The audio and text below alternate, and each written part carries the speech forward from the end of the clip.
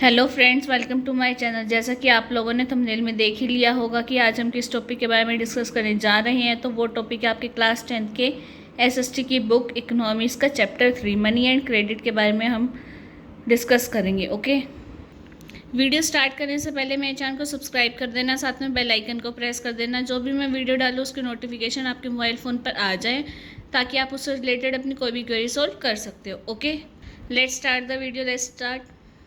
Video start करने से पहले मैं आपको एक बात और बता दूं कि भाई इसमें मैं आपको क्या बताते चलूँगी, साथ में क्वेश्चंस बनाते चलेंगे हम कि भाई किस टाइप के क्वेश्चन आ सकते हैं, क्या क्या चीज़ें हमारे लिए इम्पोर्टेंट हैं, वो भी मैं आपको इसमें बताती चलूँगी। ओके, ताकि आपको एग्ज़ाम्स के टाइम पर ज़्यादा डिफ़िकल्टीज ना हो। तो पहले आपका इस चैप्टर में टॉपिक क्या है भाई, पहले तो चैप्टर का नाम देखते हैं, मनी एंड क्रेडिट है। देन इसमें आपका फर्स्ट टॉपिक क्या आ रहा है, money as a medium of exchange. मतलब मनी को हमने क्या माना है कि मीडियम माना है किसका, एक्सचेंज का। ठीक है, मीडियम होता है आपका मतलब माध्यम। ओके, जैसा कि आप लोग जानते ही हो कि हम अपने डे टू डे लाइफ में एवरीडे हम क्या चीज़ें नोटिस करते हैं कि भाई जो हमारा मनी है उसका इन्वॉल्वमेंट बहुत ज़्यादा देखने को मिलता है।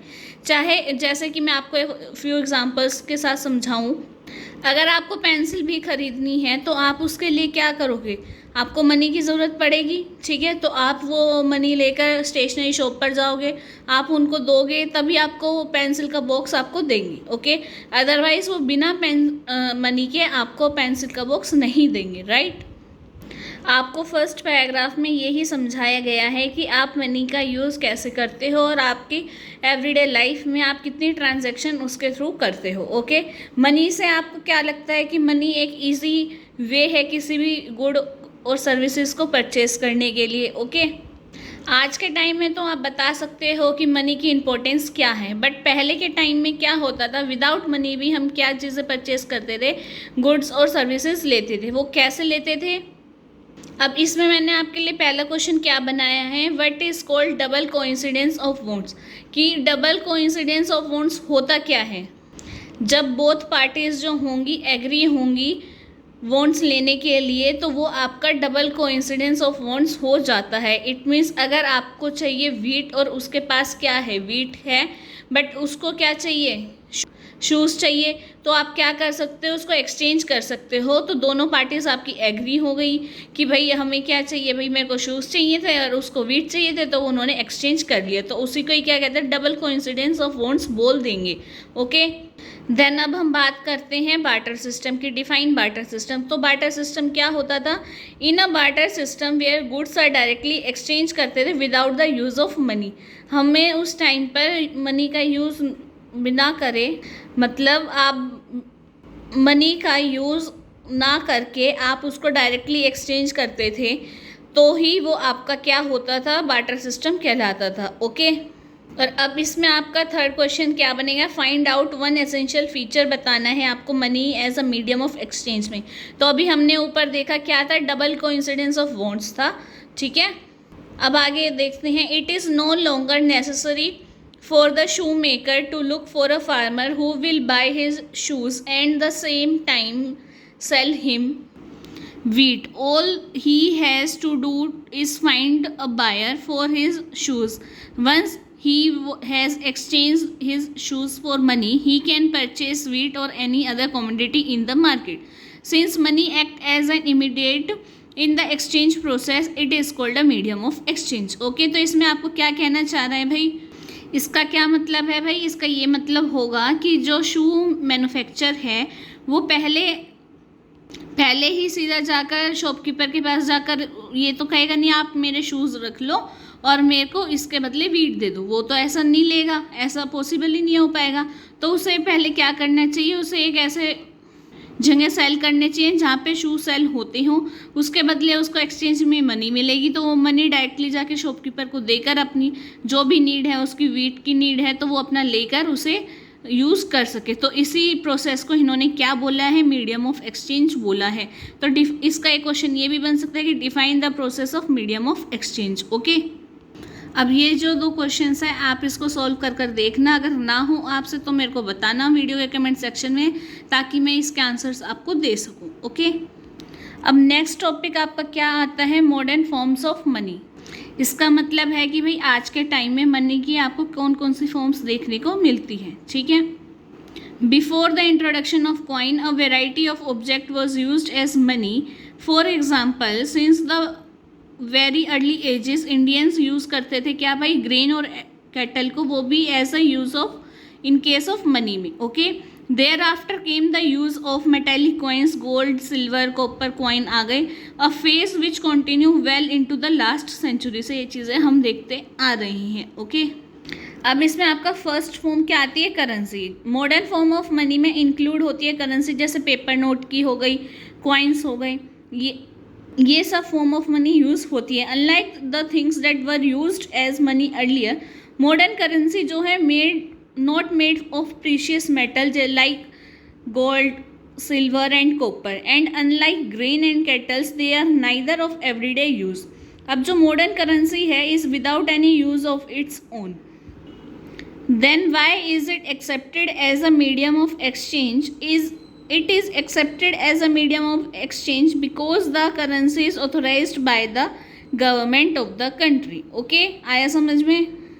इसका मतलब ये है कि हमने इसी को ही मीडियम ऑफ एक्सचेंज क्यों एक्सेप्ट किया, क्योंकि ये कौन, इसको ऑथोराइज्ड कौन करता है भाई, गवर्नमेंट करती है कंट्री की, तो इस वजह से हमने इसी को ही मीडियम ऑफ एक्सचेंज में रखा है, ओके। इन इंडिया की बात करें, जो आरबीआई है, रिजर्व बैंक ऑफ इंडिया है, वो इशू करता है करेंसी नोट किसके बिहाफ पर, सेंट्रल गवर्नमेंट के बिहाफ पर। एज पर इंडियन लॉ के अकॉर्डिंग अगर हम बात करें तो नो अदर इंडिविजुअल और organise is allowed to issue currency. Moreover, the law legalize the use of rupee as a medium of payment that cannot be refused in settling transaction in India. No individual in India can legally refuse a payment made in rupees. Hence the rupee is widely accepted होने लग गया, वो एक तरीके से medium of exchange के रूप में हम उसको देखते आ रहे हैं और आगे भी यही चीज़ें आपको देखने को मिल रही हैं। अब नेक्स्ट आता है आपका डिपॉजिट विद बैंक, ठीक है। एक अदर फॉर्म है इन विच पीपल होल्ड करती है मनी को as deposit with bank. At a point of time अगर हम बात करें जो पीपल की नीड है only some currency for their day to day need में, तो for instance workers who receive their salaries at the end of each month have extra cash at the beginning of the month, okay. So what do people do with this extra cash? They deposit it with the bank by opening a bank account in their name. Then bank accept करता है deposit और also pay an amount as interest वो देता है हर deposit पर। In this way people money is safe. इसलिए क्या होता है, जो people की money है वो safe भी रहती है बैंक में with the bank and it earns an amount as interest के रूप में उन्हें कुछ amount मिलता भी रहता है। People also have the provision to withdraw the money as and they when they require. Since the deposit in the bank account can be withdrawn on demand, these deposit are called demand deposit. तो इन्हीं सभी चीज़ों को आप क्या बोलोगे, demand deposit आप इस प्रोसेस को बोलते हो। तो इसमें आपका एक क्वेश्चन ये बन सकता है कि what do you mean by demand deposit, होता क्या है, तो आपको उसको डिफाइन करना पड़ेगा, ओके। अब आगे क्या है भाई, जो डिमांड डिपॉजिट है ऑफर करता है अनदर इंटरेस्टिंग फैसिलिटीज़ वो देता है क्या, it is this facility which lends it the essential characteristics of money that of a medium of exchange. You would have heard of payment being made by cheque instead of cash. For payment through cheque the payer who has an account with the bank make out a check for a specific amount. A check is a paper instructing the bank to pay a specific amount from the person's account to the person in whose name the check has been issued. Okay? वो क्या कहना चाह रहा है भाई, जो demand deposit है वो आपको और भी फैसिलिटीज़ देता है। तो आपका एक क्वेश्चन ये भी बन सकता है, what facilities does a demand deposit provide, कि डिमांड डिपॉजिट क्या क्या फैसिलिटीज़ आपको प्रोवाइड करता है। देन आपका सेकंड क्वेश्चन इसमें क्या बनेगा, डिफाइन चेक, आपको चेक के बारे में बताना है।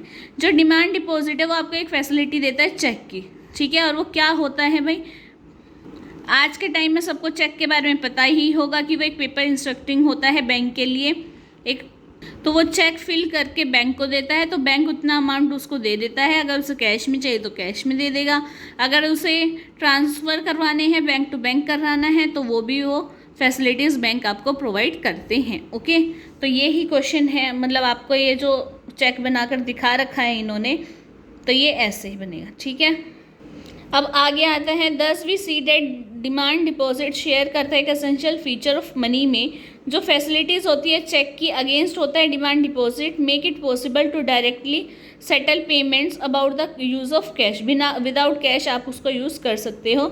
सिंस डिमांड डिपॉजिट जो है एक्सेप्ट करता है वाइडली मीन्स ऑफ पेमेंट को भी along with currency, they constitute money in the modern economy में आप इस चीज़ को देख रहे हो। You must remember the role that the bank play here, but for the bank there should be no demand deposit and no payments by check against these deposit. The modern form of money में क्या है भाई, currency and deposit जो है closely link होते हैं working of the modern banking system से। Okay, then इसके बाद आपके आते हैं ये क्वेश्चंस, तो ये भी आप खुद ट्राई करोगे। अगर ये आपसे ना हो पाए तो आप मेरे को इस वीडियो के कमेंट सेक्शन में बताना, ताकि मैं आपकी वो वीडियो आंसर की वीडियो मैं आपको जल्द से जल्द प्रोवाइड कर सकूं। ओके, आई होप आज मैंने जितना भी कराया है आपको समझ में आया होगा। अगर आपको कोई भी क्वेरी अभी भी रह गई है कि भाई जो आपको समझ में ना आई हो, तो आप इस वीडियो के कमेंट सेक्शन में लिख देना, ताकि मैं वो क्वेरी भी आपकी सोल्व कर सकूँ। राइट, तो चलिए आज की इस वीडियो में इतना ही, मिलते हैं आपसे नेक्स्ट वीडियो में। Thank you for watching my video, bye.